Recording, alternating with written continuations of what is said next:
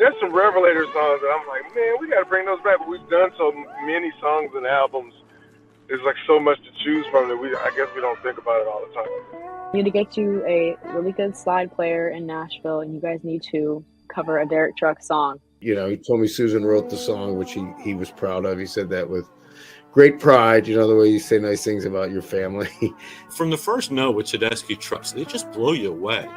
Yes, we will. I wouldn't argue with anyone that says that could be my favorite song on I Am the Moon. He, signs my ticket, and I look over at Susan. I say, Susan, would you sign it too? And she goes, oh, heck yeah. Kevin calls me and was like, hey, man, what are you doing? I was like, nothing. He was like, Derek wants to record some tuba stuff. I said, when do you want to do it? And he was like, let's do it Wednesday. It was Midnight Harlem. And it caught our attention, man. And we started diving deep, and we're like, okay, we got to see these guys.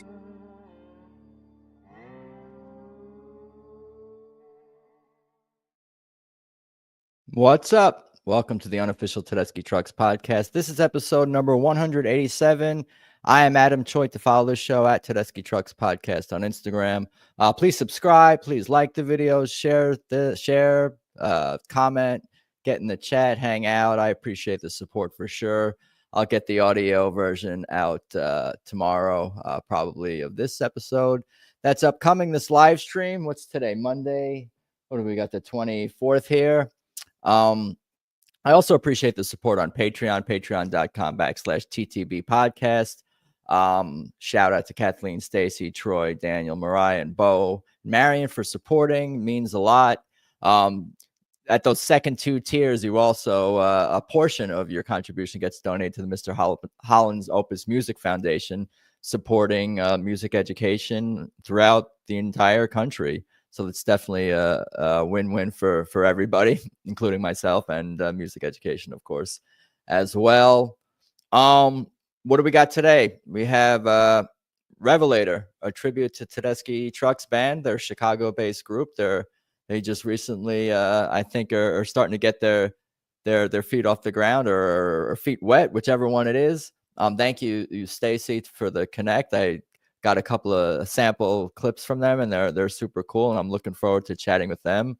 So let's bring in part of their band. We got Sophie, we got Zach, and we got Todd. What's up, guys? Hello. How you doing, Adam? Hi. What's happening? Adam. What's happening? Good to connect with you guys. Thank you for joining me. I appreciate it. Likewise. Thank you for having us on. Oh, for sure. So we're all in. You guys are in Chicago, correct? Yeah. Where That's right. exactly? Zach, don't have to dox yourselves or give cross streets, but are you guys like in the city, or are you nearby? You're nearby each other, or wherever? You can start with Sophie and Zach. We're 4 miles from downtown, so we're in the city. Yeah. Yeah, I'm out in the burbs in Highland Park. But I grew up in the city. I'm a Chicago boy. And what about you, Sophie and Zach? You guys are born and raised in Chicago too, or no? Well, I'm from Champaign, which is like 2 hours south of Chicago, but I'm from the Twin Cities originally, but I moved down here in 2015, which is where I met Sophie here. Yeah. Gotcha. And Todd, you said you were Chicago through and through. Oh yeah. I grew up in Chicago and went to public school. I'm proud to be a product of that. Went to Chicago Musical College, Roosevelt University. So I moved out here later. Yeah, why don't we start with you? You can tell me about like kind of your musical journey. We were saying before, you're the bass part of the TTB tribute, but tell me about kind of like, how did you get into music? Was there music around the house when you were a kid, earliest songs? I kind of ask people to kind of tell me about their musical journey, and then life kind of fills in the gaps. Well, it's interesting. Actually, my brother is the one that got me into music. I was 10 years old, and I don't know, there was something that I was doing that he thought I had a knack for music, so he convinced my mom to buy me a bass. There used to be a catalog company. You used to buy bass and get a microphone and a little amp. And so that's how I started playing. I started playing like for his friends. He would I'd play like Alice Cooper back in the day and stuff like that. And then I just continued it. I went to music school, studied jazz performance there. I graduated from Chicago Musical College. And then I just took the journey through music, playing with different bands along the way. Played with a band called Sticky Lepre, which was back in the early 2000s. And it used to be a Monday night residency at this place called the Webster Wine Bar. And it was really cool because it was something like an early TTB, meaning obviously TTB wasn't started to 2010, but it was very improvisational. So we'd always, every week, we'd approach the songs differently. And in the band, it was a pretty cool band. A local drummer, Rich Stitzel, Chris Myers, who plays with the Humphreys now, Chris Sebo. And there was different people that would come in and out, play every week, and it was very cool setup. And then cut to now, because I don't want to take forever on this podcast talking about musical career. Do it. Right now I play with a lot of tribute bands. I do a lot of tribute stuff. I work with Soundtracks of Generation, which is booking Tedeschi trucks. And I play with, I'm a freelance musician, so I play, Zach has a band, I play in Zach's band. I played with, Sophie plays in a band called The Chain. I played with The Chain. I have a band called Black Diamond Sessions, which Zach and Sophie have played in. And that's something we do every third Thursday out here in Highwood. And that's the same thing. It's taken what Sticky Lepre used to do, is we try to create that same kind of thing where we bring in different players, and we just every time we play, it's something different and something cool. And sometimes it works, sometimes it doesn't, but usually it works. It Great. just sounds like you're into and play all kinds of music, jazz, rock, blues, and improvisational stuff, everything. It sounds like, I'm guessing that you were around that, like growing up. What were do you remember favorite bands as like an adolescent or even a kid or a teen? And why? And I'm also curious, like, why the bass? Because I think certain personality types gravitate to certain instruments. I don't know if that's true, so I'm curious, why the bass? Why not guitar? Why do certain people gravitate towards certain things? I guess it could be just a natural talent, but I'm curious about those things. The first Stanley Clark was on. There was a show in Chicago called Soundstage back in the day, and I saw him at a very young age. And it was, Stanley Clark just kind of freaked me out because he played different than everybody else did, and it's very cool playing slap bass, and it was just an incredible bass player. And so that's what started my journey. But I have a deep background in funk music. I love R&B and soul and stuff like that. And I love to groove. And if you see me on stage, I'm always moving. I can't stop moving. I just can't stay still. So I've always really dug it. And then as I progressed and started learning music from classical to jazz, because I have a classical background too. I toured with an orchestra in Europe when I was young and played at Carnegie Hall. I always dug looking at bass lines and seeing how they manipulated the sound of the band and the chord and the relationships of notes to the singer, to the whole band. You can tell when a bass player is not there in a band, or when he drops out, or unfortunately you can tell when he hits the wrong note too. True. So that's how I gravitated. And I play a little guitar, I played a little of everything, but the bass is always the thing I've always dug. I listen. That's what I listen to. Our grooving brother in arms. Yeah. He's rock solid. Nice. Nice. What about you guys? I'll let Sophie or Zach, whoever wants to kind of tell me about their journey first, I guess, a little bit about it. My background is kind of unique, I like to think. My dad was a huge bluegrass player. He played like 13 different instruments, and we would always joke, because I played piano when I was a kid, that I played the only instrument that he couldn't play. But every Saturday night, he would perform at a country opera house. And so that's kind of where I started performing. So I think I've just always been a musician, and I never really knew anything else. So when I got a bit older, I started getting into like transcribing, and I really wanted to go into film scoring. And so that's why I moved to Chicago, and I went to Columbia, and that's where I met Zach.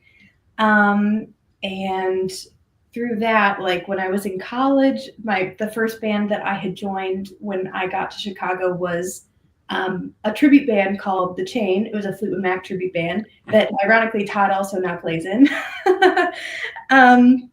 And everything kind of just expanded from there. I do things pretty much all over the map. I've done like a Blondie tribute, a lot of blues and funk and rock bands. I've been in a lot of original bands with other artists. And Zach and I do our own band too, under the Zach Avery Band. And then I did make my way halfway into my film scoring dream. I do music licensing for like reality television shows and sports and news and stuff during the day. So yeah, I'm pretty happy. And regarding like TTB, they've really been a huge inspiration for me for a very, very long time. Not only from my dad, like listening to the Allman Brothers, but you know, their music is very like intertwined in a lot of Chicago bands, whether that be stylistically or cover bands. So yeah, this was just something really cool that I'm really glad that we're getting the opportunity to do. I can't help but think, like, I'm going to veer the conversation, but like how TTB has so many roots in a lot of different places and a lot of different even cultures and music throughout this country. And just thinking about like Chicago and their connection to Buddy Guy and their love for him, and Susan's love for him, and Derek's love for him, and of course in the Southeast and Atlanta and Jacksonville and in really that whole region. And obviously New York City has such a deep history with the Allman Brothers and the Beacon and the Fillmore East and all these things. And then even the West Coast, like their connection to the Dead and the Bay Area stuff and Santana. So there's just like so many connect and other places in the Deep South and some of these historic venues and places Derek and Susan have been to and TTB has played at. Like they just have these like connections to all these areas in the country. It's cool. You could definitely tell it in their music. Definitely emulates through the music. They definitely gravitate towards different regions of the world, and you can hear it. You could go through different songs and say, well, that sounds like it comes from New Orleans. That sounds like it comes from the South. That sounds like it comes from Chicago. Mm-hmm. Mm-hmm. And that's what keeps everything very, very almost impossibly fresh as a fan. Is just because like they do it all. They're the culmination of all the 20th century popular rock and blues and Americana, and bring so many bands from the past together and so many acts that I was already starting to mention and you guys have mentioned. Zach, why don't you tell me a little about your journey before I go into random TTB stories on my end? Sure. So I grew up in St. Paul area, Twin Cities, and I started taking guitar lessons when I was around 12, and very early on, right after I got my driver's license, I started going to open jams around the Twin Cities. The Twin Cities obviously has its own unique history in music and musical style, and that permeates throughout the jam scene as well. So what does that history entail? Because when I hear Minnesota or music, everyone, I mean, all I think it was Bob Dylan and Prince. But what does that really mean to? Well, here's the thing: Prince is a big thing. So Bob Dylan, of course, is important, obviously, but Prince's approach to funk and soul and kind of what he did with those genres, it moved and sort of established a really, really great funk, blues, rock scene in the Twin Cities. And of course, music scenes change over time, and that's natural. But there's a lot of Chicago transplants who now live in the Twin Cities. Some of those people are my mentors. People like Jimmy Primetime Smith, who was born and raised here in Chicago.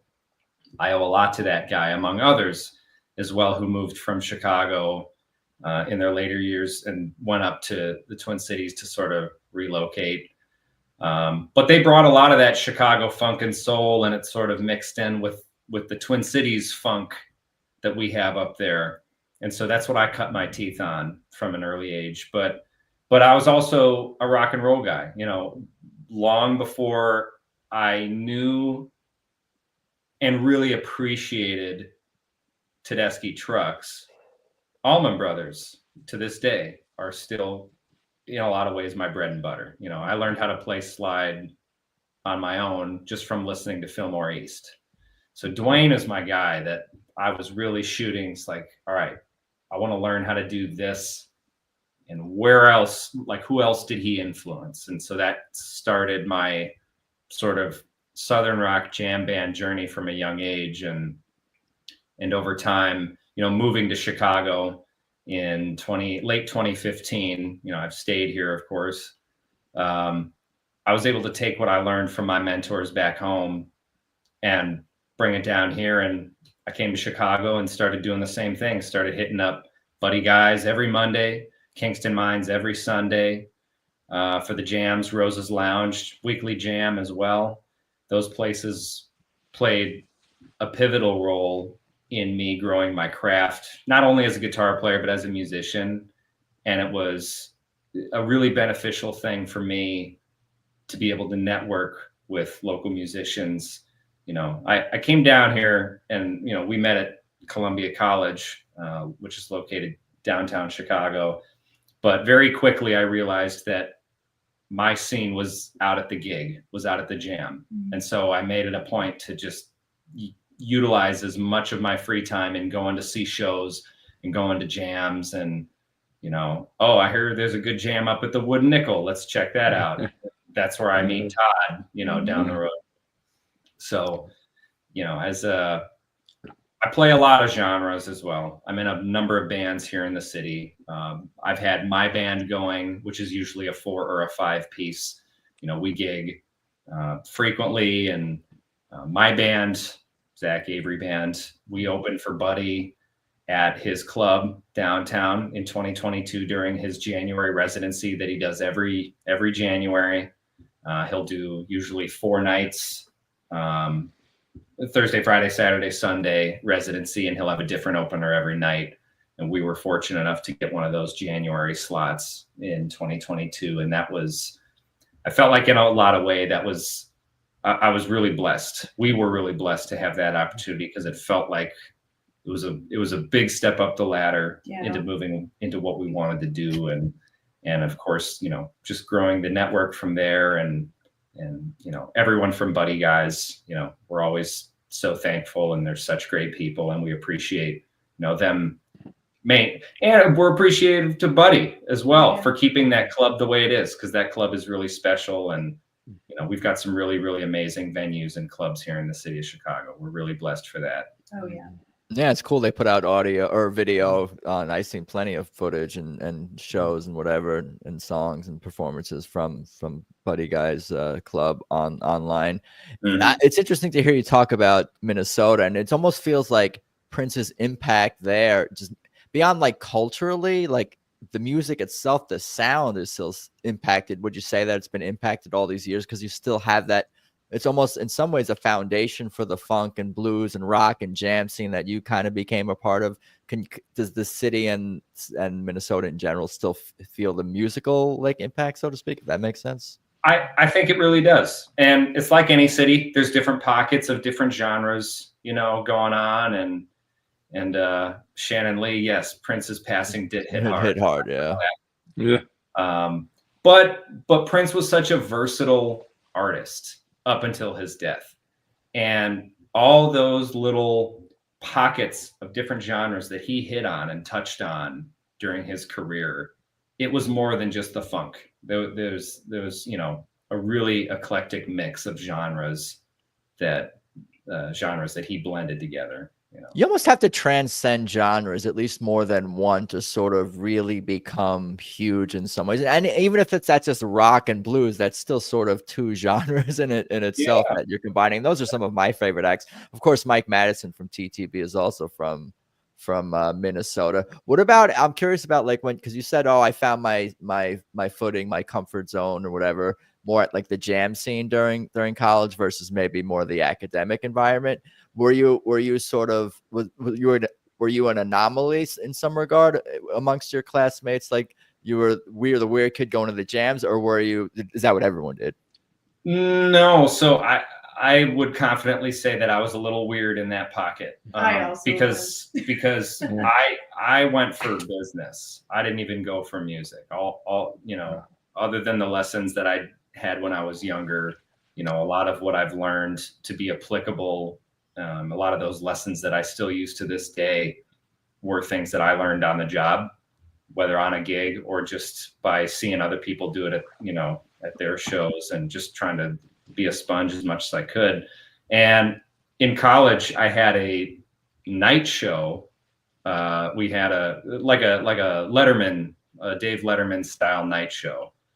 And I volunteered to be the music director. So I put together a 9-piece band with horns, and we were doing, we were writing our own little stingers and bumpers and doing covers before and after. And, we made it a whole night when we would do it. And so I got kind of known around the area for that, I guess, around the college area. Do you have a favorite late night musical director from one of the late night shows? I always loved Paul Schaefer's energy, but G.E. Smith as a guitar player, a lot, it's thank God for YouTube, because you can go back and you can see a lot of what those old musical directors were doing just thanks to that, see old episodes of the night shows. I'm sure there's YouTube content or documentaries that just dive into like those guys and rank them, compare them, make lists or talk about eras of them, just like behind the scenes. Like I'm sure there's a whole culture of just like learning about those guys. They're interesting. For sure. Perfect blend of talent and professionalism, Zach. I think that's referring to you. I assume so. We kind of touched on it already a little bit, but like who discovered Tedeschi Trucks band first? I'm guessing you guys sounded like you guys discovered even Derek and Susan before him, but was it Todd? Did you discover Derek and Susan, or Allman Brothers first? Or what's the chronology? Well, I've always been an Allman Brothers fan. Saw them a bunch of times. Played, One Way Out and Southbound and you name it, probably a million times in my career. But Tedeschi Trucks, I did not discover until 2012. Now I know they only started in 2010, but I happened to be playing a band, and 3 songs I played was Any Day, Love to Have Something to Say, and Everybody's Talking. And I was like, it was about 2013 actually, and I'm like, I knew Susan Tedeschi, I loved her stuff. And Derek Trucks, I was familiar with Allman Brothers, but I hadn't heard his solo stuff. Then I heard them, and then I was hooked. And then I went to several shows after that. I think I remember being 2015 at Ravinia, the Wheels Soul tour with Sharon Jones, which was amazing. And then my love affair started from there. And that's one of the reasons why we're doing this, or I'm doing this with Sophie and Zach, is I do all these tribute bands. And I was talking to my girlfriend Stacy, and I'm like, the one tribute band I want to do because of its improvisation, and because I love the music, and I think it could be a whole lot of fun, was TTB. And a week later, I talked to Sophie. We're at the Vixen playing a show with the Black Diamond Sessions.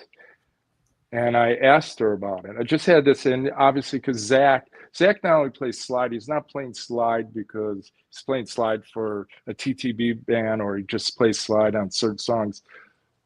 I played with Zach a lot, and he loves playing slide. I mean, he plays, I think every time I played with him, and we've done a ton of shows together, he's always pulling out the slide for some song. And it's not necessarily a song that usually has slide on it. It's just that there's another guitar player already soloed, and he's trying to do something different, give it a different little flavor. So, you know, if you're going to do TTB, you got to love to play the slide guitar. That's got to I be your suppose thing. so, yes. Yeah, it's got to be your thing. It can't be just something you do once in a while. It's got to be your thing. And Zach does it amazing. Wait till you hear him play. He's amazing. Yeah. Appreciate it. Yeah, Yeah. I remember that show very clearly, and Todd was like, you know, what if we did something like this? And I was like, man, that is a tall order. I'll think about it. And Todd was really working on me for quite a few months. And then I remember Zach and I were in the car, and I was thinking about it, and I was like, you know what? I think Todd's right. I think that would be a lot of fun to do. And then it was, I feel like everything has been so much fun from then. Like, I was a huge TTB fan before. I didn't know. When did you discover Derek, Susan, TTB, whatever came first, and the order? I think it was kind of at the same time that I met Zach. That was like when I really started to get into their music, but I did know of them before. I used, when I was like doing transcribing and stuff in college, there was this like singer who came to me, and she had asked me to transcribe Midnight Harlem, which at that time I hadn't heard before. And I remembered, like, I was listening to the song, and you know, when you transcribe something, you have to listen to it over and over and over again. And usually by listening to it like 5 or 10 times, you're like really ready to be done listening to the song. And transcribing, you're transcribing all the parts into sheet music. Is that what you do? Every part, all the parts? Yeah. Well, I didn't have to do all the parts. I just had to do it for like a 4-piece band or something with a horn. Okay. Like it wasn't that big of a deal, but you know, I had to listen to it quite a few times. And I remember thinking, like, after I like sent it back to her, I immediately went online and started doing a deep dive of all of this music, and I was obsessed ever since. And that was about the same time I had met Zach. And Zach, in his band, which was the Smokin' Tones at the time. One of the past iterations of the Zach Avery band. No, it was great. It was a great band. I loved it. You guys also had some TTB songs in your set list, and you had one of the covers, Why Does Love Got to Be So Sad? Eric and the we did a live version of that. We covered a live version of that recording that I think Derek and Clapton did together at some I forget. It's probably the Crossroads Festival, or one of the Clapton, one of the Clapton tours. I think it was, yeah. That's a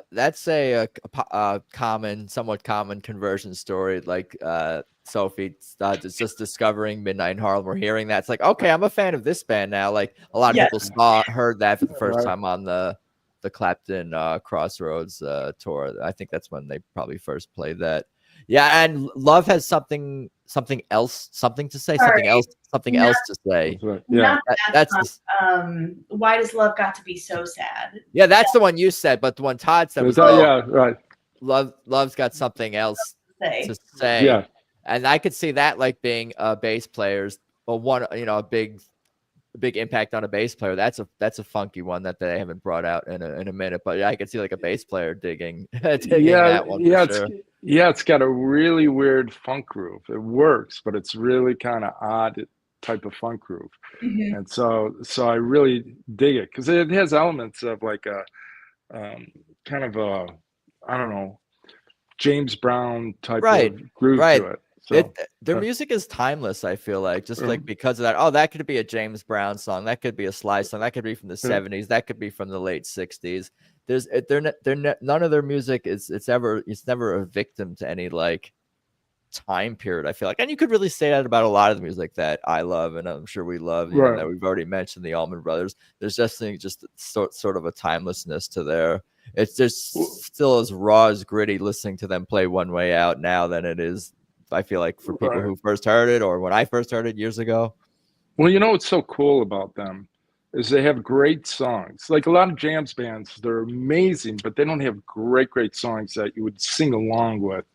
You really have to be a dedicated fan, but you could appreciate the musicianship and the groove, and you could dance and have a great time. But all of TTB, their songs are great. They stand on their own. And then when they play them live, there's a certain magic that they bring to it that in the song, you can't even wait to the end to applaud. You got to applaud during the song because it's just so good.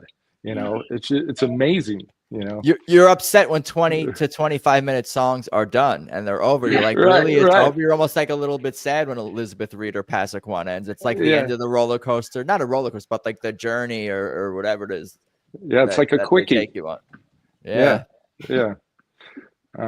But yeah, it's just amazing. It really is. No, they're the best. Have you guys have obviously seen them live? Or sounds like. Yeah, we've gotten to see them a couple times at the Chicago Theater.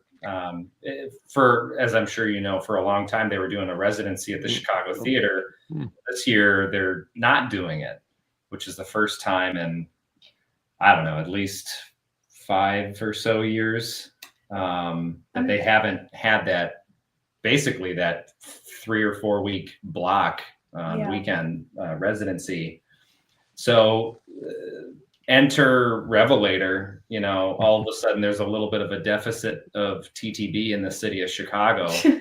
And they will be coming in. They will be doing one date in September with Government Mule. I think they're coming September 9th. But people around here aren't getting their normal fix that they're used to getting.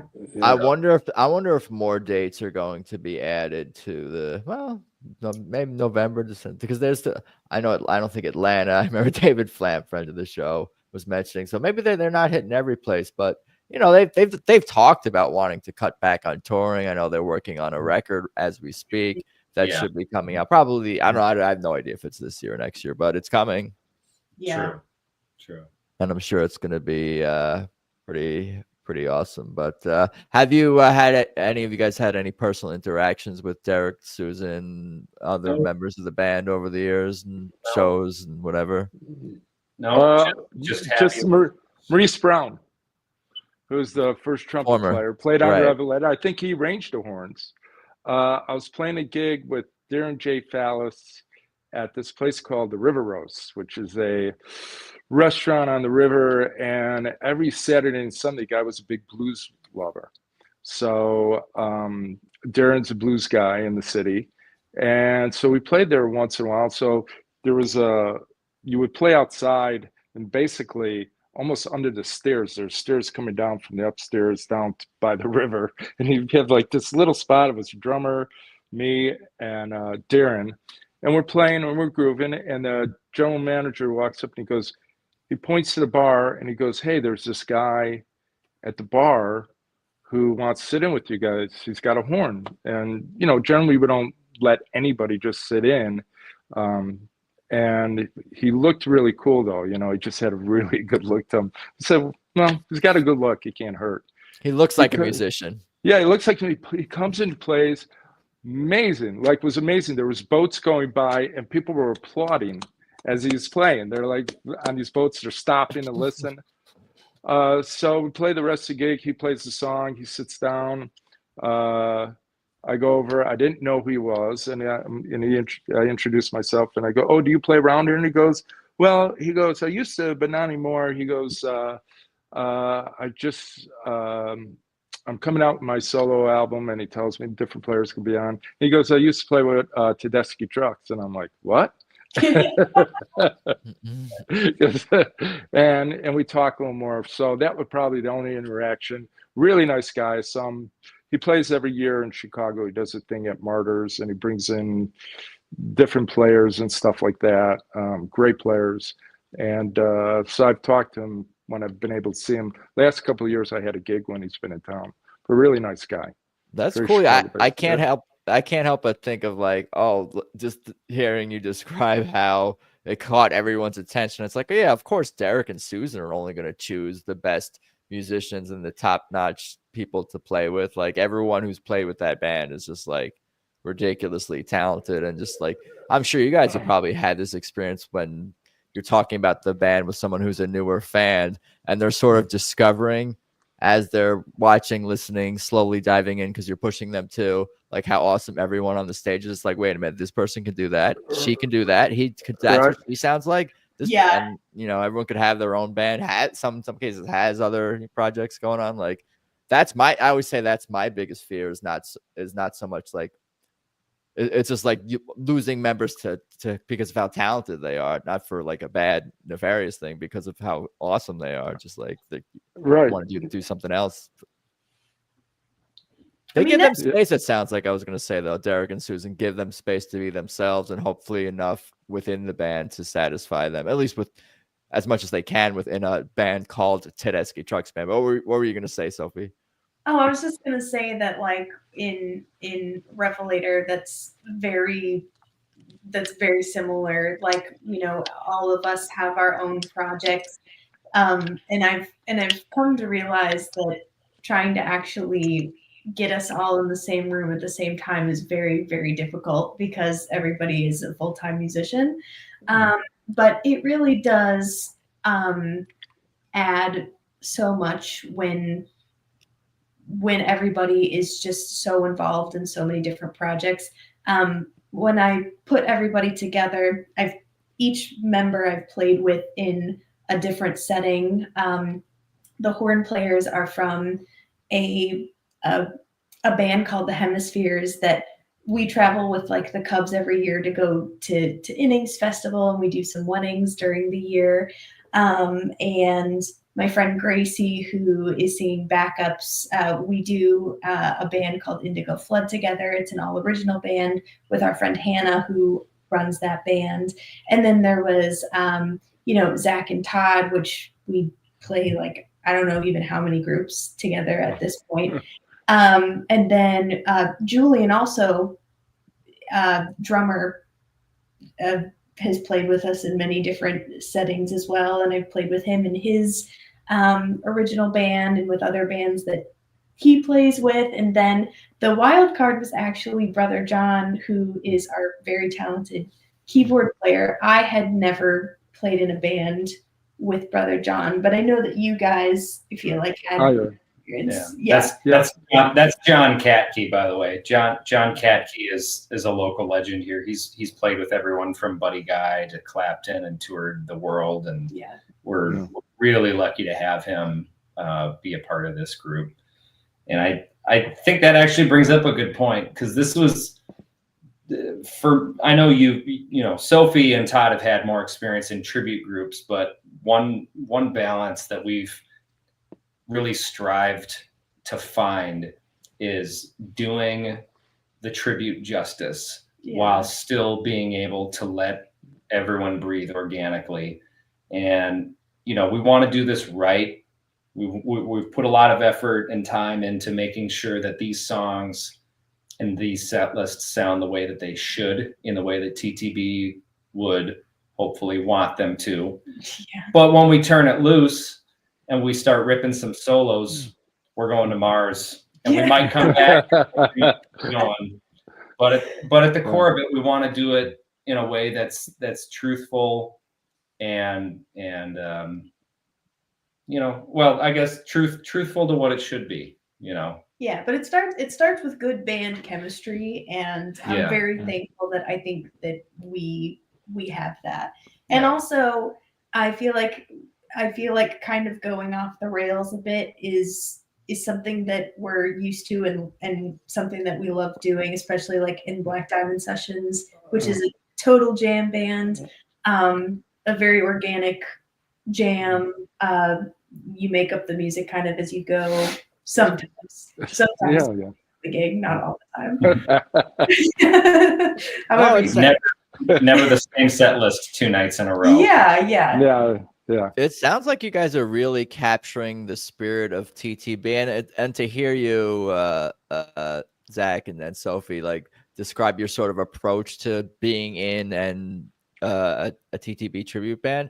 It just doesn't surprise me, because like if anyone's a hardcore fan of this band inherently, or just you learn like all those things that you were describing about Derek and Susan and how their band formed and their approach and their sense of family within their band and community, and letting things happen organically, and giving each other space, both personally and on the stage too. Like I don't know, and everyone I talk to is like, whether they're doing a tribute band or a hardcore fan or is involved, writes about music, is a poster artist, photographer, like what if you're a hardcore TTB fan, like on top of it, you kind of get all these, things. Like it's very positive, like tone that Derek and Susan set, and music is always at like the highest, is always at the top of the priority, really. I mean, obviously family and community and those things like that, but in terms of like professional, like what professionally is most important, it's always the music is the most important thing. That's really well said. I would agree. Mm-hmm. Yeah. One of the most important things that we found in pursuing this, and this kind of rings true to any musical project that you take seriously, but is just being able to rely on and trust the people who are on stage with you. And the more trust and communication you have in each other, the nuances of what you're doing are going to reverberate, and people are going to be able to tell in the audience that these guys aren't just blowing through these songs. There's musicality to them, and there's these, like I said, these little nuances. All that little stuff, all those little details add up to the sum of the whole of this type of thing. And like I said, it's not that it's necessarily unique to this, but it's I find especially important. Are you the band leader? Are you the Derek in terms of like pointing at people and telling them when to do their solos, and maybe doing more spearheading the set list, things like that? Well, no, Sophie needs to take the brunt of that credit, because Sophie and Todd got this thing off the ground. Sophie is our captain.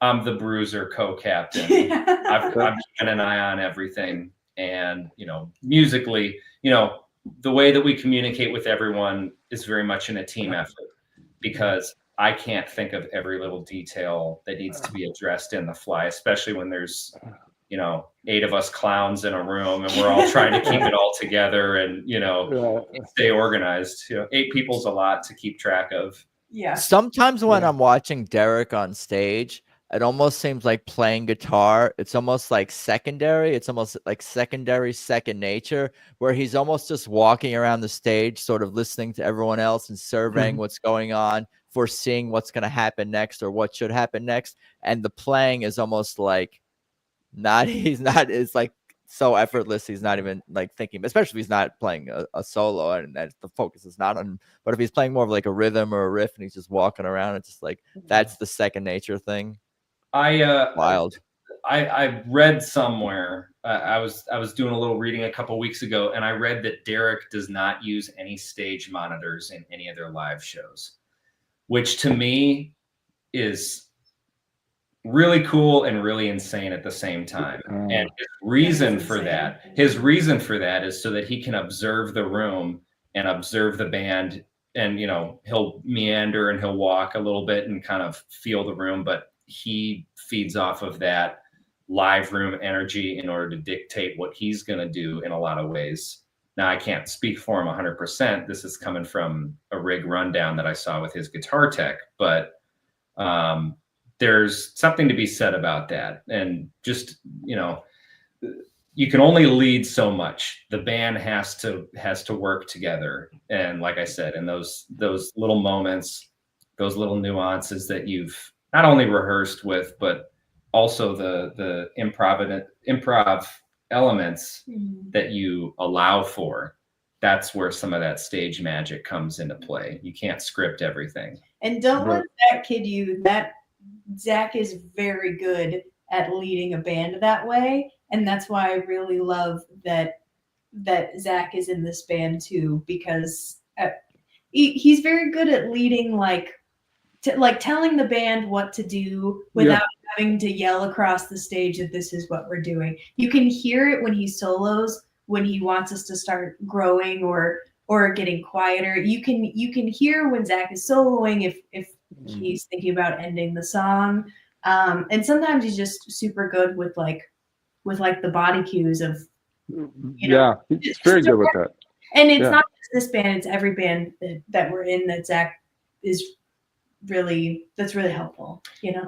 Dynamics. Yeah. I was just gonna say dynamics, the posture of your band, and feeling the room, like those sort of skills and instincts you have. That's cool. It's very important, especially when you're playing.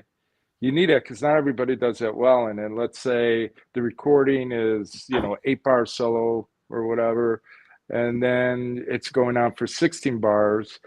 And you really need somebody to tell us when you're going to be done, because after 8 bars, you're not counting anymore. You're just like, all right, we're going to keep going until I see that cue. And Zach's very good. He's very emphatic about his cues. You know where he's at.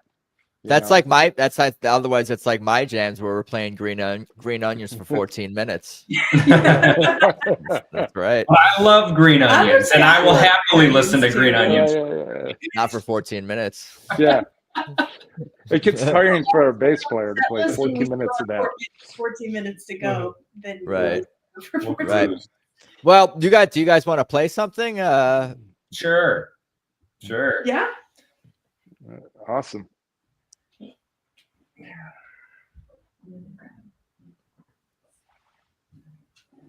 All right. So I'm sorry, Todd, that you can't join us, but that's all right. I get to listen. That's okay. Yeah, we'll keep us up. You can see me crying as they play. Oh, I forgot to mention a very important note, and that's that I'm a keyboard player, and I did learn guitar specifically just for this band. That is true. I wanted to point that is very true. Yeah. My dedication to the art.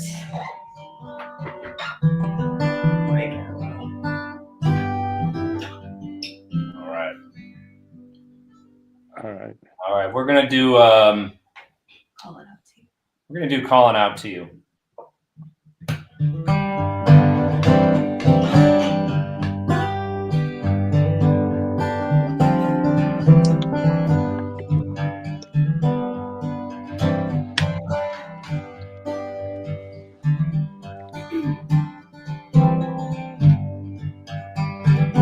There was a lady on the mountain, eyes like pools of water, hair flowed down her shoulders like a river. I could see her chest move up and down. Started calling out, she was calling out to you. Hear her calling out, she was calling out to you. You gotta do right by your woman, and she'll do right by you.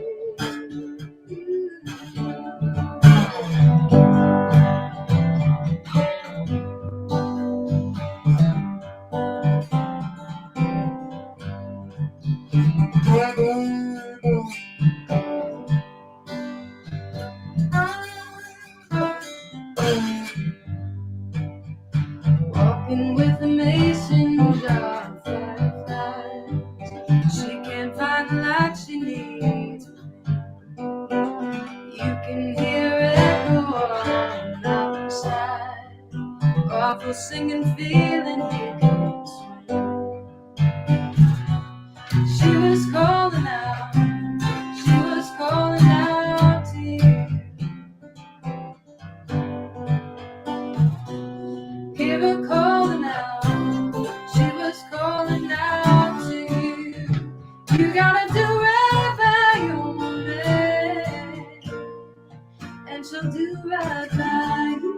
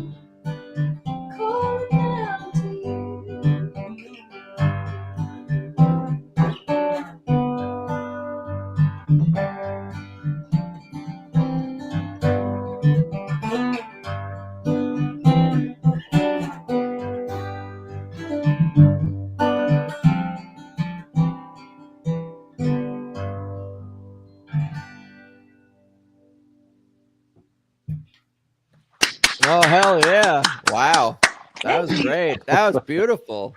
Yeah, that was awesome. Awesome. Yeah, who would know? Who that was definitely beautiful. Everyone definitely gonna think so and hear that if they haven't heard that before. Damn, that was great.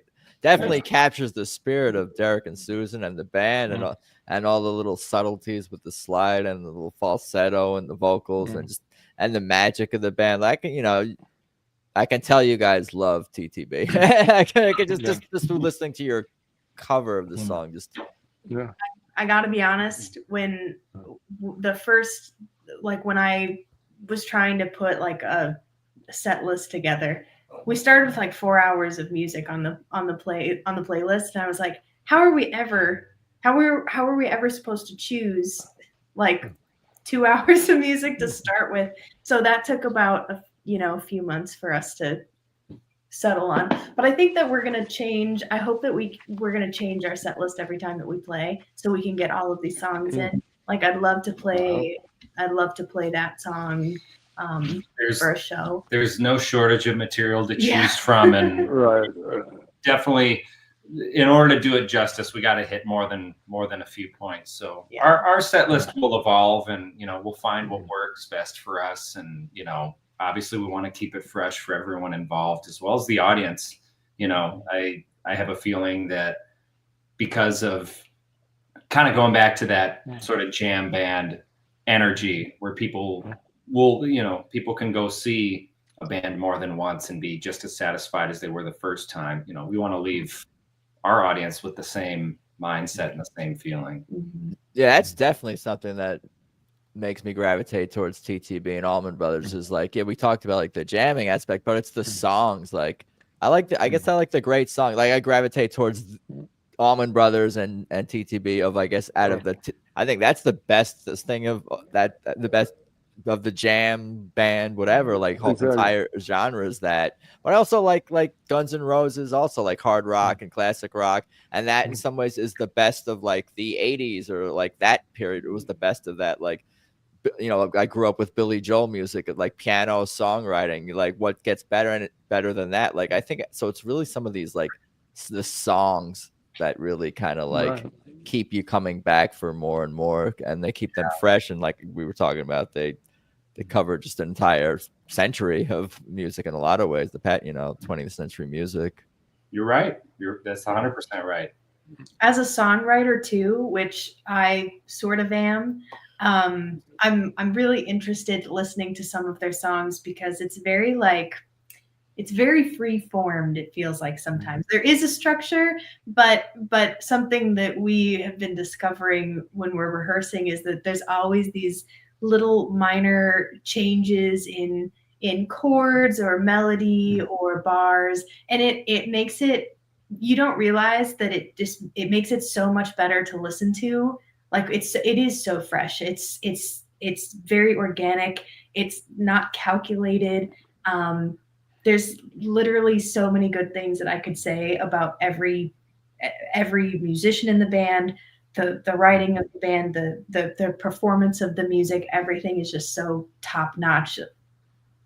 What else can I say? I can hear. Yeah, no, that is well said. And I agree with all that. And I sometimes struggle to find the words to express all those things and how awesome they are. But I think it all does kind of come back to Bob Dylan and his songwriting in a lot of ways. Just like that certain like being vague but also being universal, being specific, but also being sort of coy at the same time, and telling stories without having it be too specific where people can't relate, like just like towing the line of all these things, being emotional without being trite, just like just all these things that I think they do a great job of, and you can hear Bob Dylan's influence, I think, in this band's songwriting for sure.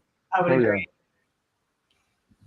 Cool. What else should we cover? What else should we talk about? I want to ask? What if you wanted to share? Maybe it's better to be a surprise for people. But like, what other songs have you been playing, working on? What I'm curious of.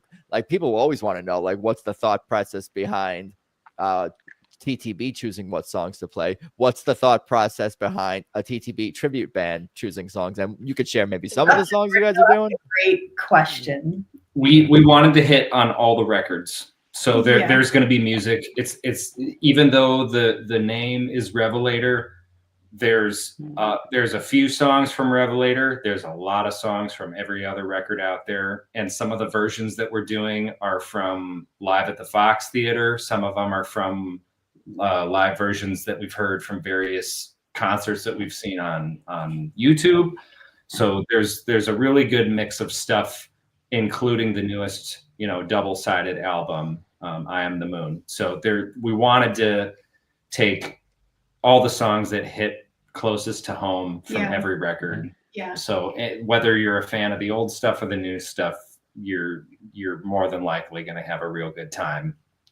There's so much to choose from too, that we started off with a certain amount, but there's other ones I would like to do eventually, and I'm sure Zach and Sophie would like to do, and I'm sure we'll hit it at some point. I bet TTB has the same thoughts about their own songs and has the same struggle. Everybody, because there's just too many to choose from in a lot of ways. Like, and I always kind of, because the conversation comes up, oh, we're going to the show tonight. What do you want to hear? What do you think they're going to play? What do you want to hear? And my answer is always like, whatever original they haven't played in a while or haven't really played much or yet. Like, dig that out. Surprise me with but again, there's too many things to choose from. But so give me one other song or two other songs that you guys are kind of working on. Well, we I did hear a couple of things that were sent to me. So I think this is totally fair to say that a few songs we're doing: Midnight Harlem, we have Gravity, new record, and then Part of Me, which is like one of the first TTB songs that I started adding to like my set lists. You have to play that song because they play it so much, and it's one of the songs that I kind of has gotten some like radio plays, some mainstream attention, a little bit. Part of Me. And we did make some videos, and we recorded ourselves doing some videos of those and like posted them on Facebook and YouTube. Those were just released last week. Yeah, so we there's three studio recordings that were filmed and mixed and mastered. They turned out really good. Yeah. We're on a little bit of a lower budget, so we got really creative with how we did it. And we did it in Todd's living room. We did it in Todd's very nice, very spacious living room. Looks like the other part of the ski chalet. Yeah, that's Todd's office. You can imagine his living room. but we had one of our friends, Dave Levitt, who does sound installation and live recording for a living. He came and multi-tracked everything. Yeah. Had our good friend Jared Bell mix and master all the audio. And hired one of the guys, Drew Tricasso from Chicago Music Exchange, came in and filmed it with a few different cameras, and it turned out a not so tiny desk concert style, full amplifiers and everything, and it turned out real good. Yeah, it was. So that can be seen on the Revelator Tribute YouTube page. I see, and on your website also. Yeah. Yes. Nice. And we also got a show to promote too, which is really cool. We do. we now have to sell tickets. That's right. We have April 18th, which is a Friday. We are going to be at the Lyric Theater on Blue Island, right here in Chicago. It's about a 350-seat theater. We're about a third of the way on ticket sales right now, so we're really happy with the progress, and that's going to be. I'm counting down the days. We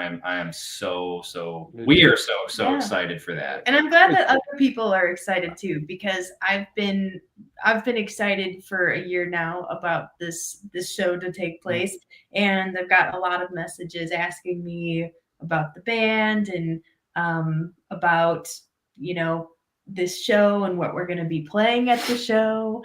So yeah, it's all good things. It all worked out.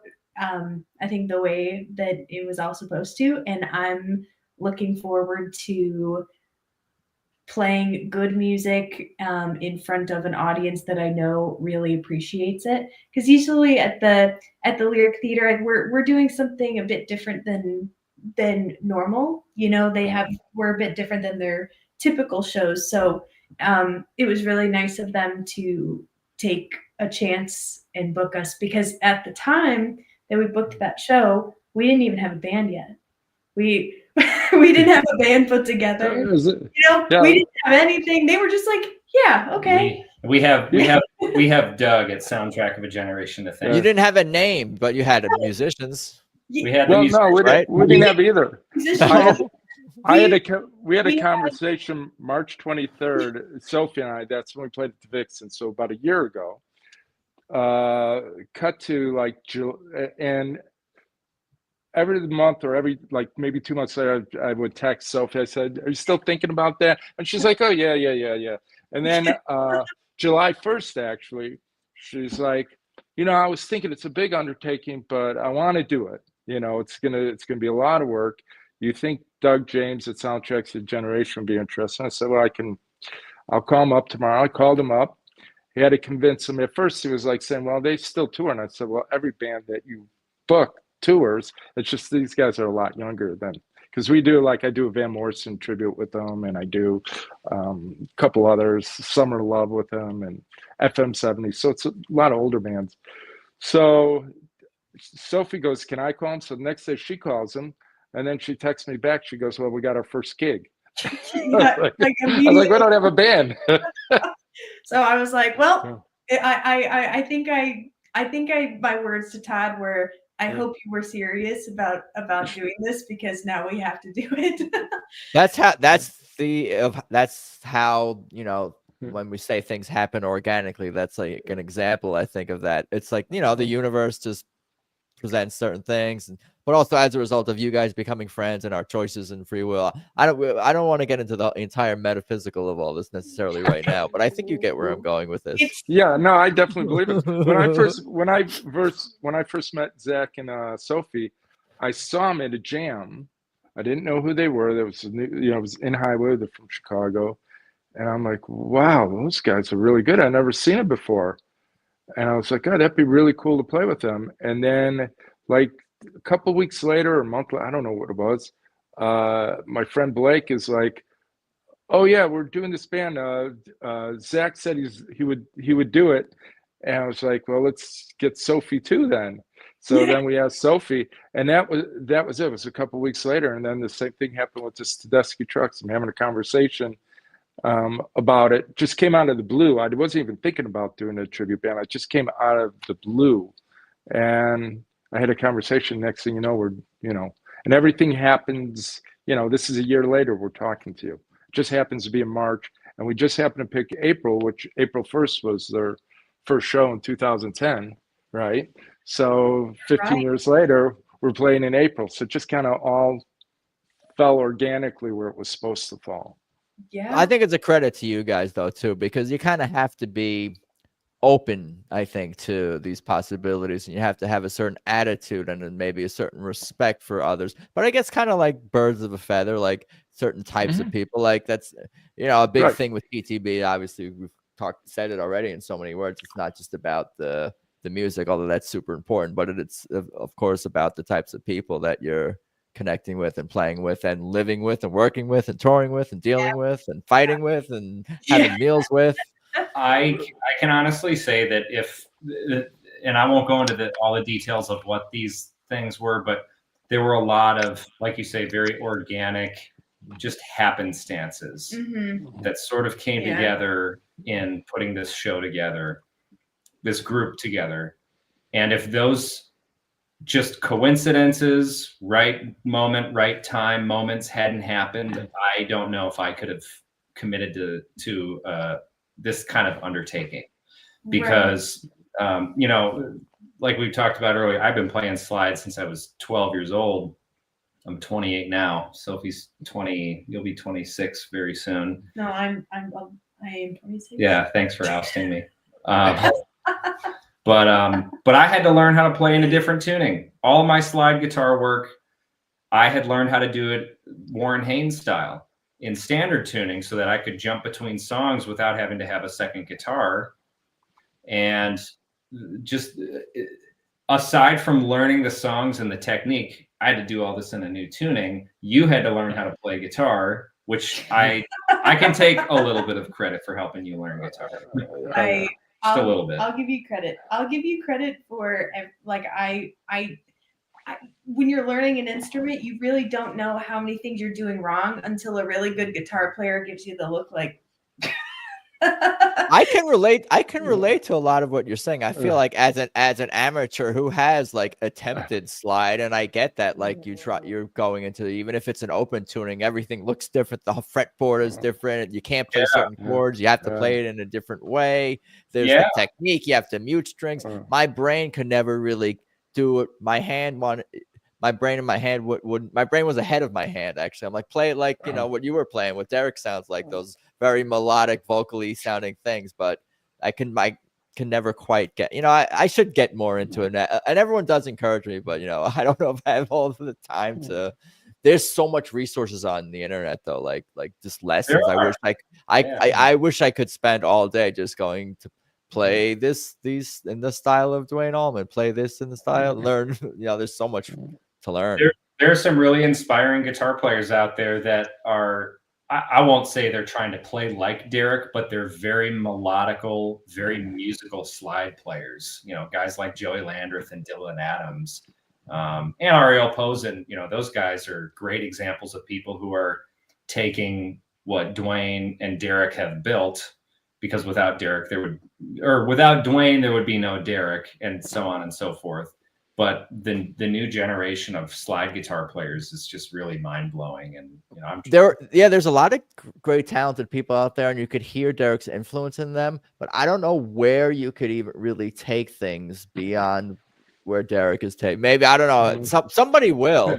You're almost gonna have to be like Jimi Hendrix meets Stevie Ray Vaughan meets Derek. You're almost gonna have to meet Prince. You're gonna have to be like all of those guys, and you're gonna have to be Derek, which no one can really be, because he has his own like tone that no one seems to be able to match entirely. Sonny Landreth has tapped into that a little bit. Sonny Landreth is pretty otherworldly with his hybrid slide playing, and kind of a different genre, but right, in terms of talented slide guitar players, there's other talented, but I don't know, something about the way Derek plays that, the vocal quality, it hits you on an emotional level, whether he's playing fast notes high up the neck, whether he's playing guttural low sounds, whatever he's playing, it's just, you know, I don't know, your soul is on a string is kind of how I describe it with him and his playing, especially, and this band, and really all of them too as well. Yeah, no, I couldn't agree more with you. Zach said something funny about like when he was listening to songs and kind of, you know, playing through some solos, he was just showing me like how far, like just when you think that Derek can't go any further up the neck, like there's no more frets anymore, it's just string, he just goes a little bit further, and I'm watching Zach like start to do that when he's playing in our rehearsals a bit, and I learning to read the notes that have no label or name. That's right. It's a metaphor for his playing, and I think this band too, like going a little bit further, and that's kind of what this band. I think that they push themselves, and it happens organically. But like as we know, these songs evolve on the road. Once whether it's an "I Am the Moon" song, an old song, a song sounds different in 2012, 15, 20, 25, whatever it is. We know these songs sound different, but they just they somehow get better. Yeah. And just keep they keep pushing themselves in these ways. Like Derek, it's always, sometimes he'll play something on a song that I've heard a million times, but I'll be like, oh, this is the new live version, but it sounds not wrong, but it sounds different. I have to go back. I'm like, wow, that was really, you know, the second time I listened back to something live, it's like, wow. And then that becomes like, oh, this is the quintessential version of Let Me Get By Now, the latest one. Right. And we always say that this is the best show ever. You know, the next show, the current show is the best show. That's common amongst fans. Oh yeah, absolutely, pushing the boundaries of what's possible, and you know, it never gets old.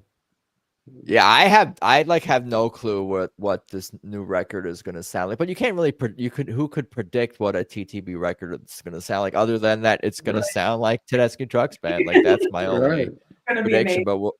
But yeah, and it there's always like diversity in the music, you know, and I feel like they do have certain, and this goes into their set list. They do have certain songs that are like maybe in certain like categories or genres, and certain tempos as well, and that goes into the set list to have sort of a balance. You have your pin drop moments in Midnight in Harlem, but then you have obviously some more upbeat rockers, Midnight, Made Up Mind, and things like that.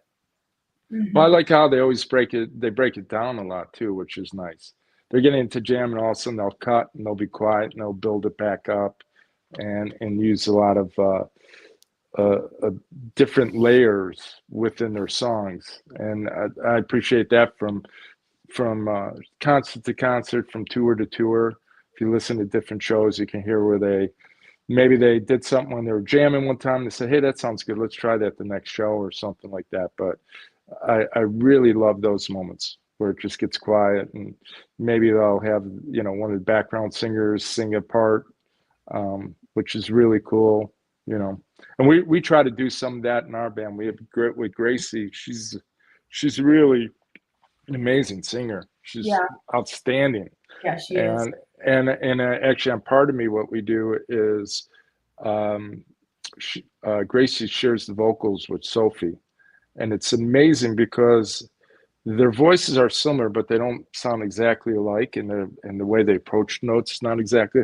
But it sounds like one person singing when they drop off. It's really pretty cool, So really good nice chemistry. Yeah. I love singing with Gracie. I sang with her in other projects too, and I always said to myself, like, if I was going to put together a band of my own, don't even know what kind of music for anything, I knew that Gracie would be in that band, because she's just like, she can sing anything. She can sing. She hits all those anything. all those high parts that Alicia hits. In TTB, she's exactly she's got that singing, soaring, high range, and she's aggressive. She's got it. So a lot of layers to this group, but we're really thankful that everyone is as stoked about it as we are. Do you have any other all-time, favorite songs? This is a terrible question, but because it's whatever ones you're listening to at the moment or whatever one you're hearing at the moment. But I don't know, maybe a song like you recently discovered, and this is what I'm playing multiple times a day at the moment, or something like that. What are the favorite songs lately? Maybe is a better question. You know what I'll say now, and this isn't one that we're going to be adding to the set list soon, but It Hurts So Bad off of Susan's right. Oh my gosh, that she did her live recordings of that song are just so impressive. I think it was at Farm Aid, the one that I'm thinking of. That's on YouTube. All that. That performance, I probably watched it over the years 100 times. And that's a song that I've added to a few of my set lists, but I really could never get it anywhere near the way that she sang it. So I have a ton of respect for that song, and that actually hurt that whole album, that Just Won't Burn album is amazing. But you got to do it in your own style, right? No, What about you? I was gonna say, I remember when they played that song a few times last year, and I remember it was on early in one of the set lists, and I'm like, wow, that should be closing the show or later in the set list, because it's a very roaring, growling kind of vocal on a lot of parts. So it's she's going all out, and this is the second song of the night or third song of the night. So what is this show going to be like? You're in for a big show. What were you going to say Zach, about other favorite songs lately? Or the one that I've been really studying and having fun learning from, and I'll give this little sneak peek away of what's going to be in the set list. We are going to do Passaquan in this set list, which is not a small feat. No. We are having really fun. We're having a lot of fun working that song, and this set list is going to benefit from having it. And there's just so much musicality to be learned by dissecting that song. Right. I think that will give you street cred in the TTB world, as it should. Just by even attempting it. I don't even know. I haven't really gone down the rabbit hole of has anyone even attempted to cover Passaquan, even if it's just some guy in his garage with a terrible lighting playing acoustic guitar with 300 views on whatever it is. I want to know too. I don't know. Maybe he's playing the riffs or maybe other acts maybe have teased it, or like, you know, I could see that, or playing a couple of apart, you know, one of the main licks or something like that. But what band who covers Passaquan? Like, who's doing that? So that I've never heard anybody that's cool. record I think that'll be cool. No slide on that also. The Revelator does. Slide, right? There is no slide on that Right. tune. He's got slightly different tuning, and I'll have a different guitar set up for that. Yeah, street credit. Yeah. People are excited. Stacy. What up, Stacy? Passaquan. OMG. Yeah. Yeah, there's going to be some twists and turns in this set list, but it's going to be a dynamic one, and we're going to keep people on their feet from start. Yeah, I think there's also, I was going to say earlier that there's, I think, well, because obviously the band doesn't really go back on tour until May, so but even when they are on tour, but I think there's just a hunger for this kind of music in general. And I know because like I'm still kind of like stuck a little bit listening to whatever the last recordings were from like TTB's Atlanta show, and then obviously I've been listening a lot to the Dickie Betts tribute show that they did in Macon recently with Derek and Susan and Warren and others there. So that's cool to have.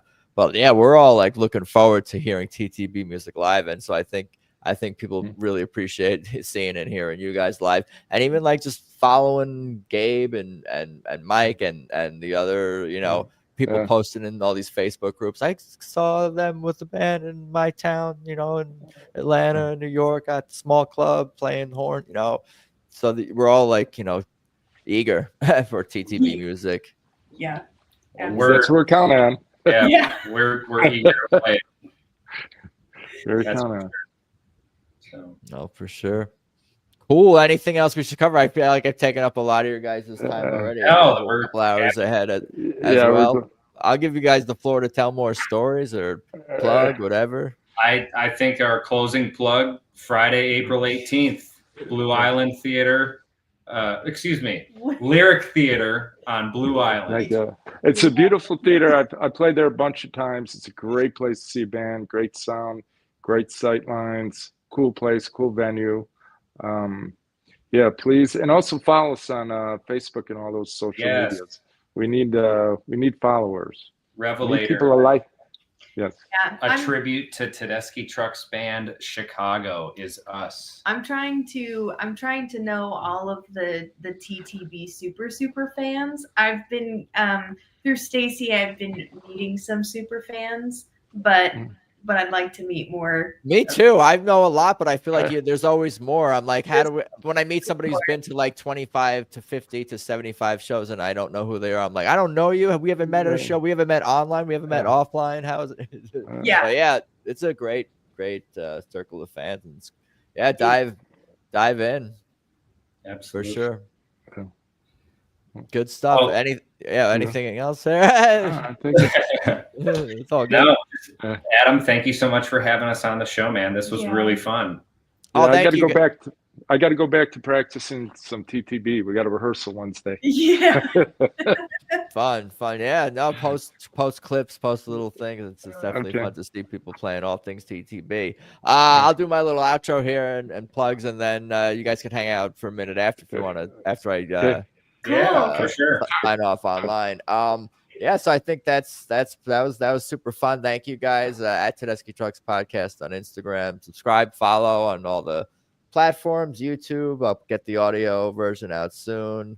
Patreon.com/TTB Podcast. TedeschiTrucksPodcast.com will get you to everything. All the links, all the portal stuff. AdamChoit.com for everything else I'm working on.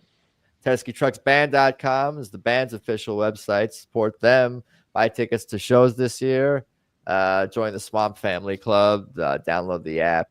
Do all that. But yeah, thank you guys. Thank you to the fans. Thank you to the chat, the band's crew, some people listening, people watching.